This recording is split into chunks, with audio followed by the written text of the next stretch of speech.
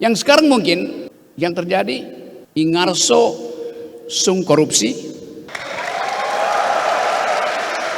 ing madia mangun dinasti, tuturi cawe-cawe. Setiap bayi yang lahir hari ini, dia sudah dibebani utang pemerintah sebanyak 40 sampai 50 juta rupiah. Bagaimana kita membayangkan bonus demografi kalau bayinya IQ-nya kurang dan dia masih harus bayar utang? Bagaimana mungkin Anda bertanding dengan anak muda Singapura kalau IQ kita sekarang 70 sementara yang di Singapura itu udah 115. Dari awal kita udah kalah tuh. Karena nutrisi yang diperlukan oleh rahim perempuan untuk menghasilkan generasi berpikir, nutrisinya berubah menjadi aspal jalan tol.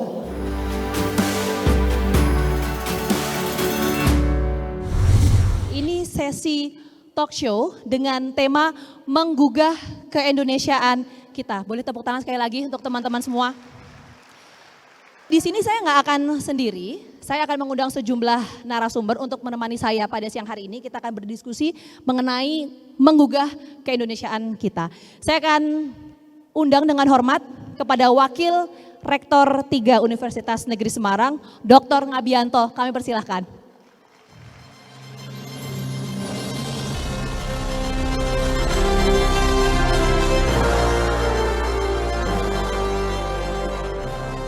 Oke. Selanjutnya kami juga turut mengundang ini founder ASA Indonesia sekaligus pernah menjabat sebagai Ketua KPK. Pak Abraham Samad, kami persilahkan.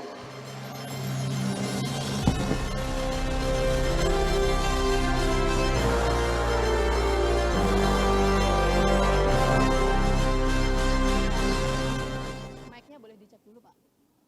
Tamu yang ini terakhir kita akan sapa seorang akademisi. Siapa? Kita boleh dong teriak.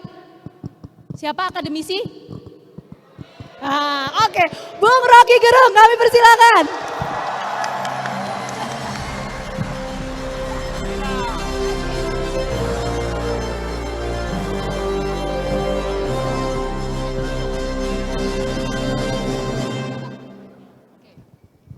Pak, ke soal tema kita hari ini menggugah keindonesiaan kita. Ing ngarso sang tulodo, ing madya mangun karso, tutwuri handayani. Ing madya mangun karso, tutwuri handayani. Itu diucapkan ketika beliau memastikan bahwa pendidikan harus jadi penyumbang utama energi kemerdekaan. Pendidikan harus jadi penyumbang utama energi kemerdekaan. Sekarang yang dicita-citakan oleh Ki Hajar Dewantoro diulas di dalam statistik Asia bahwa IQ orang Indonesia itu cuma 70. Sementara Singapura 115, Vietnam 105. Jadi kalau kita bayangkan bahwa energi yang diucapkan oleh Ki Hajar Dewantoro dibatalkan oleh proyek-proyek pendidikan yang ngaco selama ini. Kan itu dasarnya kan. Yang sekarang mungkin yang terjadi, ingarso sung korupsi,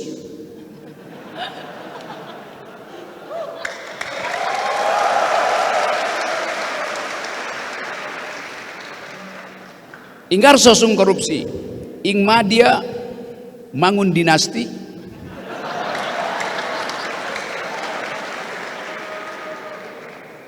tutwuri cawe-cawe.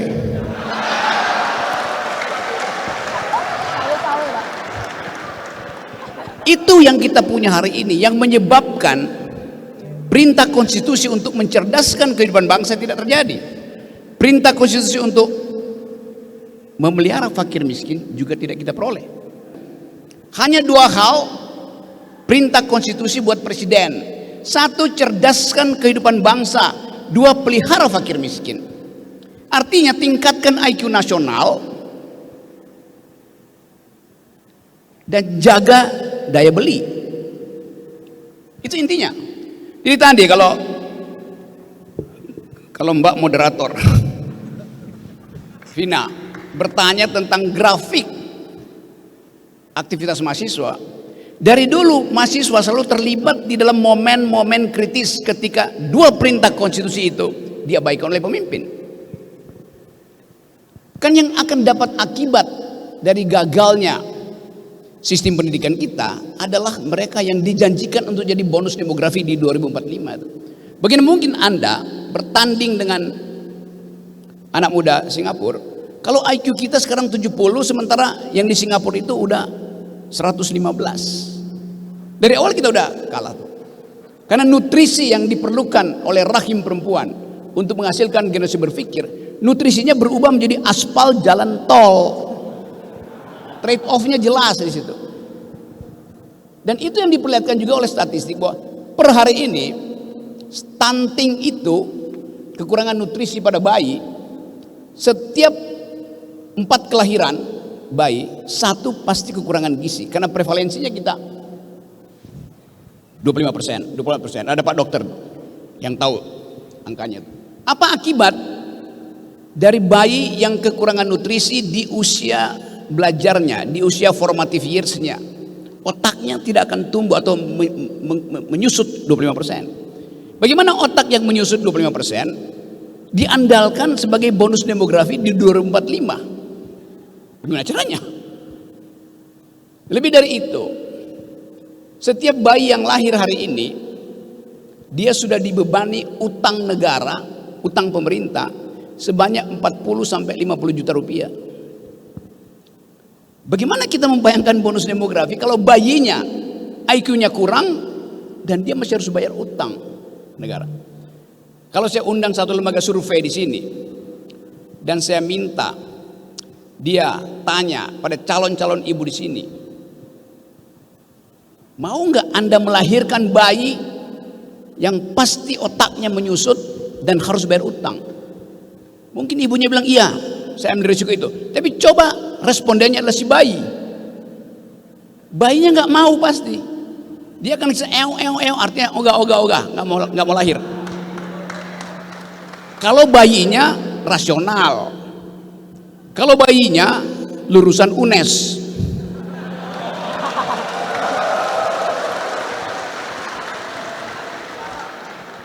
saya nggak tahu kalau bayinya lulusan UGM.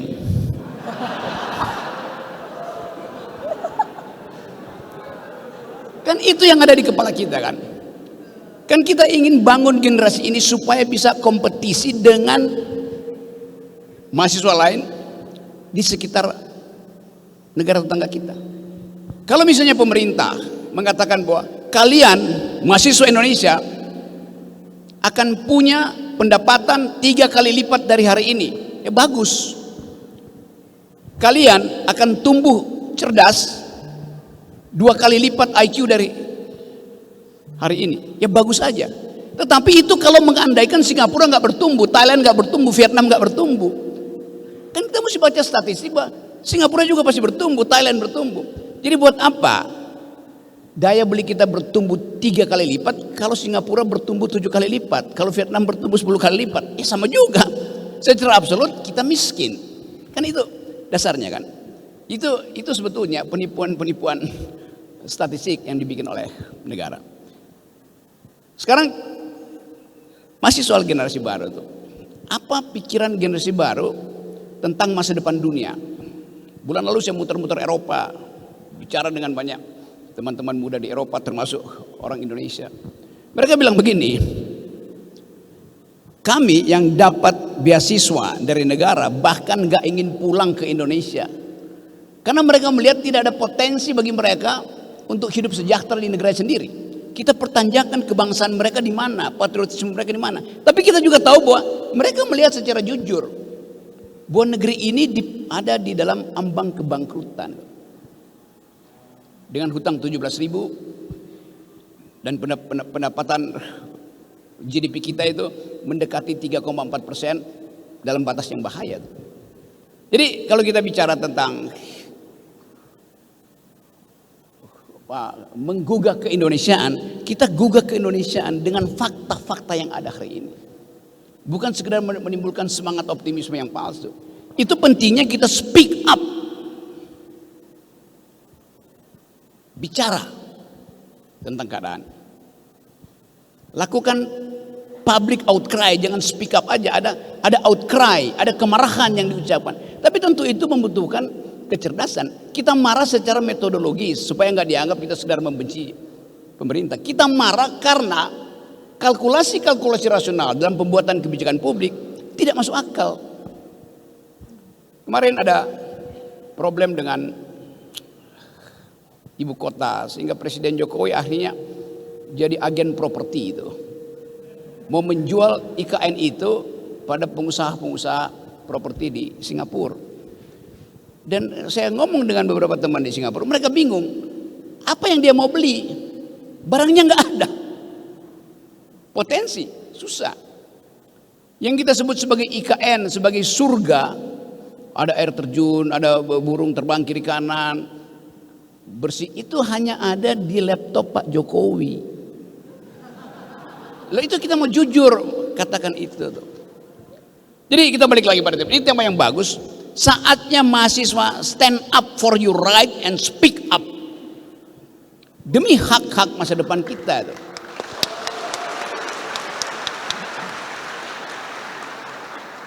Coba kita bikin ekstrapolasi. Sekarang ada tahun pemilu. Semua orang berharap ada pemimpin yang bisa meneruskan warisan rejim hari ini. Apa warisannya? 1, utang luar negeri. 2, bangsa yang terpecah secara sara, agama, etnisiti itu. 3, demokrasi yang indeksnya turun terus. 4, situasi HAM yang makin lama makin mengkhawatirkan, terutama di Papua tuh. Jadi seluruh problem itu akan Anda hadapi nanti di 2024. Sekarang kita tunggu kampanye apa dari calon pemimpin bangsa tentang isu itu. Saya lihat baca statistik tadi pagi. Swing voters pemilu 2004 dari 27% naik merangkak ke 30%. Siapa mereka? Anak muda. Swing voters artinya anak-anak muda ini nggak tahu mau pilih siapa. Dia tunda coblosannya itu. Karena dia mau mendengar suara dari UNES, suara dari Abraham Samad.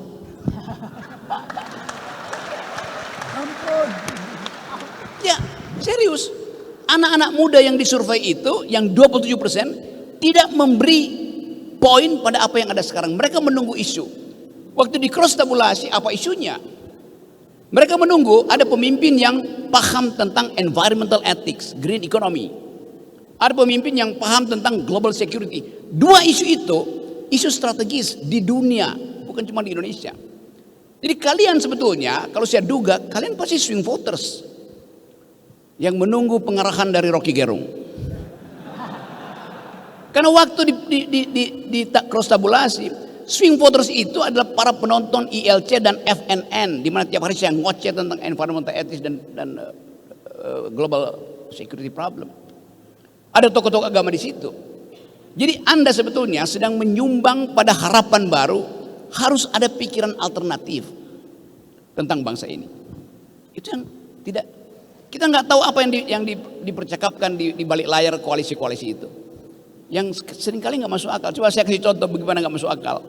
PDIP misalnya, ide kebangsaan dia adalah keadilan sosial. Keadilan sosial versi apa? Marxisme, kapitalisme. Pasti versi sosialistis, karena Bung Karno anti imperialisme, Ki Hajar Dewantoro anti imperialisme. Maka PDIP ideologi politiknya adalah sosialistik. Lalu Sandiaga Uno diundang untuk jadi cawapres oleh P3. Apakah Sandiaga Uno Muslim? Muslim. Apakah orientasinya Islam? Bukan. Kapitalis. Jadi apa kebutuhan PDIP dengan Sandiaga Uno? Amplop. Itu aja. Sangat pragmatis. Ya. Erick Thohir juga begitu. Apakah Erick Thohir mewakili NU? Tidak. Dia mewakili konglomerasi, mewakili oligarki. Jadi kejujuran itu yang mesti kita pertanyakan hari ini. Nah, saya terangkan itu bukan untuk memprovokasi, karena UNES mengundang saya mengambil risiko juga kan.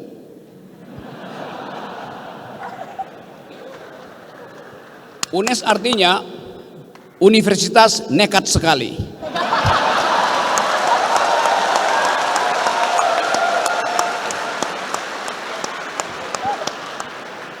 Tapi perubahan hanya bisa dimulai oleh kenekatan. Bukan oleh kaum pragmatis, bukan oleh kaum oportunis. Jadi saya tahu bahwa energi di ruangan ini adalah energi untuk menghendaki perubahan. Nah tadi balik pada pertanyaan Vina tadi. Di mana posisi mahasiswa sepanjang periode reformasi ini? Waktu kita mulai reformasi tahun 98, saya bawa mahasiswa saya demo di Semanggi dan di Uber oleh Brimob. Mahasiswa saya masuk ke ruang parkir Atmajaya, masih di Uber kita lompat pagar, nyampenya di got di belakang Atmajaya. Saya bawa mahasiswa saya, mahasiswa filsafat UI. Teman saya, Khatib Basri, yang kemudian jadi Menteri Keuangan, bawa mahasiswa dia dari Fakultas Ekonomi. Jadi kita dulu membawa mahasiswa kita untuk demo karena menghendaki perubahan. Saya ambil risiko. Banyak dosen yang turun ke jalan membawa mahasiswa sendiri. Rektor bahkan ngompori mahasiswa untuk turun ke jalan. Pada waktu itu zaman Orde Baru. Sekarang zaman reformasi, idenya adalah kampus merdeka, merdeka belajar. Kampus merdeka tapi rektornya dirantai.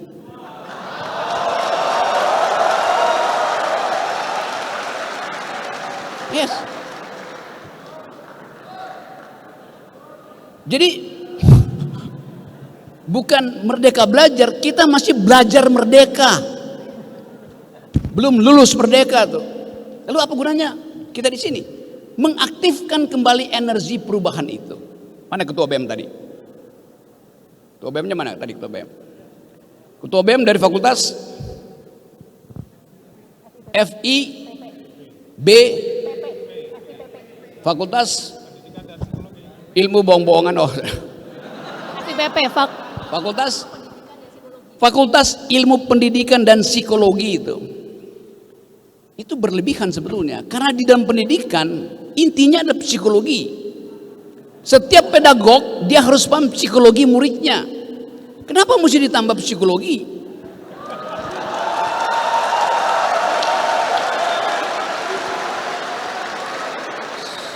Saya tahu akal-akalannya. Karena kalau hanya disebut fakultas pendidikan, seolah-olah cuma mau jadi guru. Gak ada orang sekarang yang mau jadi guru, karena gajinya kurang. Sekaligus maka diakalinlah fakultas pendidikan dan psikologi supaya bisa buka klinik konsultasi jadi psikolog misalnya. Tambahan. Sama dengan fakultas ekonomi, ditambah lagi sekarang fakultas ekonomi dan bisnis. Supaya aspek bisnisnya itu lebih kuat daripada ilmu ekonomi. Kan itu intinya kan. Jadi ini permainan-permainan ya ditambah-tambahkan lah supaya kelihatan keren tuh.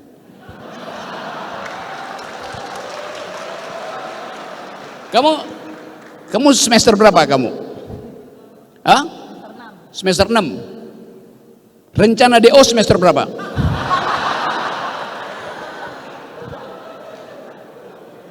Kenapa nggak ada rencana DO? Kenapa mesti lulus? Karena ijazah itu penanda dia bisa cari kerjaan. Padahal ijazah Anda bertumbuk, perusahaan Anda akan bilang, saya cari di Google ya, Anda pernah berpikir apa selama ada di UNES? Pernah melakukan inovasi apa yang bisa dipamerkan di ruang inovasi itu? Kalau nggak ada, bertumpuk pun ijazahmu, korporasi bilang enggak, saya nggak perlu saudara itu. Karena nggak ada fasilitas untuk membiayai saudara dalam keadaan saudara baru punya ijazah tuh. Nggak ada. Jadi tabunglah prestasi sejak dari semester 1. Kalau prestasi sudah numpuk, bilang aja pada dosen, semester 4 saya mau DO Pak. Karena saya udah tahu semua peralatan untuk hidup, untuk bertahan hidup. Sering saya terangkan bahwa ijazah itu hanya tanda seseorang pernah sekolah, bukan tanda dia pernah berpikir.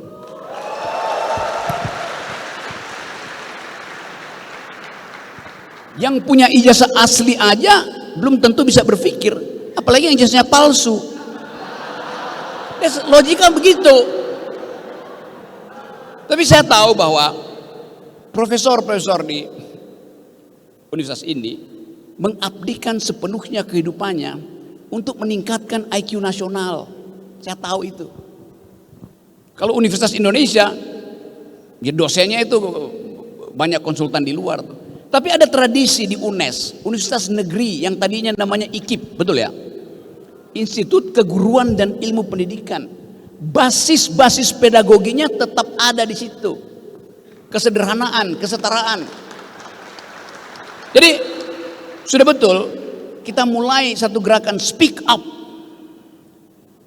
Bahkan kita bikin bahwa ini tempat pertama di mana kita bangunkan bangsa ini. Ada wake up call bahwa potensi kita untuk tumbuh sebagai bangsa yang berpikir sangat besar. Kenapa? Para pendiri bangsa ini, founding parents kita, jangan bilang founding fathers, itu bertentangan dengan feminisme itu. Founding parents kita atau founding person kita menumbuhkan kebiasaan untuk berdebat. Waktu konstitusi kita dibuat, itu hasil dari percakapan intelektual yang sempurna. Islam bertengkar dengan ide nasionalisme, nasionalisme bertengkar dengan ide komunisme, komunisme bertengkar dengan ide liberalisme itu. Jadi ada percakapan intelektual yang menjadi asas berdirinya bangsa ini. Dengan kata lain, ada suasana pluralisme dalam pikiran. Karena itu sekarang yang kita dengar NKRI harga mati, mematikan perdebatan. Pancasila harga mati, mematikan interpretasi itu.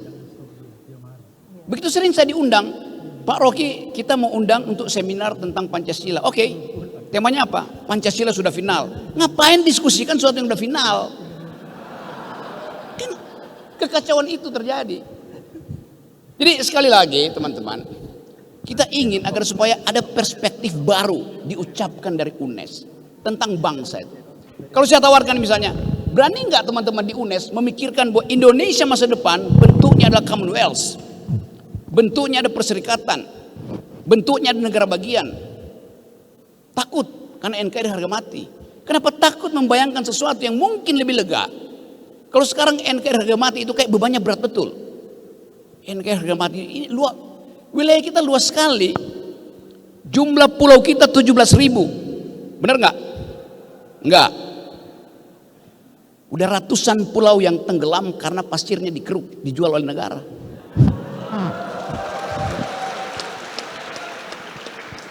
Yang membahayakan ekologi, pasir yang digali dari pantai Semarang itu merusak ekologi Semarang. Pasirnya dibawa ke Tangerang untuk reklamasi, merusak ekologi Tangerang. Karena pasir di sini bisa beda dengan pasir di sana. Kimianya pasir di sini bisa jadi racun buat ikan-ikan yang di Tangerang. Kimia tanahnya berbeda tuh. Apalagi yang dijual ke Singapura. Jadi dunia ini sedang diasuh oleh dua grammar. Satu adalah environmental ethics. Di dalamnya ada ide tentang new kind of justice, yaitu gender equality, feminism point of view. Nah kita di sini nggak mendengar isu itu dibicarakan oleh para capres. Kenapa? Karena para capres dikepung oleh isu 20% threshold. Itu yang merumitkan kita. Jadi ide itu jadi buntu karena soal teknisnya mesti diselesaikan dulu. Kalau sekarang siapa calon presiden? Nggak ada calon presiden hari ini. Karena konstitusi bilang calon presiden harus mendaftar dengan wakilnya. Kalau nggak ada wakil, nggak mungkin jadi presiden. Buat dapat wakil itu harus lampaui juga jebakan 20% threshold. Yang udah 2 kali saya dalilkan ke Mahkamah Konstitusi ditolak terus. Ngapain ada threshold? Kalau 0% udah bebas. Anies sudah dapat calon wakil presiden, Ganjar punya calon wakil presiden, Prabowo punya calon wakil presiden. Jadi udah. Kalau itu udah terjadi di sini akan berderet di situ. Anies di situ. Prabowo di situ, Ganjar kursinya habis.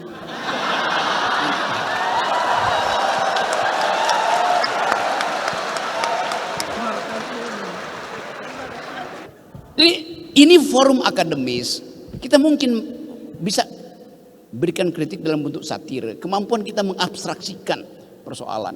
Kelucuan itu ada di otak, bukan pada tubuh itu. Nah teman-teman, sebelum beralih menjadi delik, saya mau mengucapkan satu hal bahwa ini bangsa yang sedang berpikir, nation in thinking, nation in waiting. Jadi sekali lagi saya senang diundang oleh UNES, Universitas Nekat Sekali, dan ASA, Akal Sehat Abraham. Tapi oke, itu pengantarnya, nanti kita bicara panjang lebar. Tapi izinkan saya nanti kira-kira 3:30 saya mesti ke bandara. Karena masih mengurus hal-hal lain yang juga sama, itu isu kebangsaan.